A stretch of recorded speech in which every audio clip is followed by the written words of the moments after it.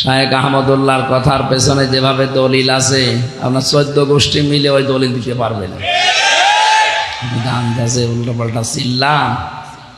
শায়েখ আহমদুল্লাহ বাংলাদেশের একজন 25 আলেমে দ্বীন, সর্বজন শ্রদ্ধাভাজন ব্যক্তিত্ব। সারা বাংলাদেশের দল মত নির্বিশেষে এমনকি অন্য ধর্মের লোকেরাও তাকে পছন্দ করে।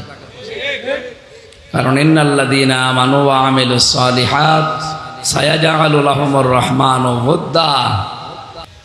ঈমান আনার পরে কোনো মানুষ যদি ভালো ভালো কাজের আঞ্জাম দুনিয়ায় দিতে পারে, সত্যিই তার ঈমানের দাবি অনুযায়ী সৃষ্টি জগতের ভেতরে তার প্রতি একটা মহব্বত আল্লাহ তৈরি করে দেয়। এটা শায়েখ আহমদুল্লাহর প্রতি আমরা অবশ্যই তাকে ভালোবাসি কোরআনের জন্যে। কিন্তু ইদানিং কোরআনে কারিমের সবচাইতে বিরুদ্ধে যারা এই দেশে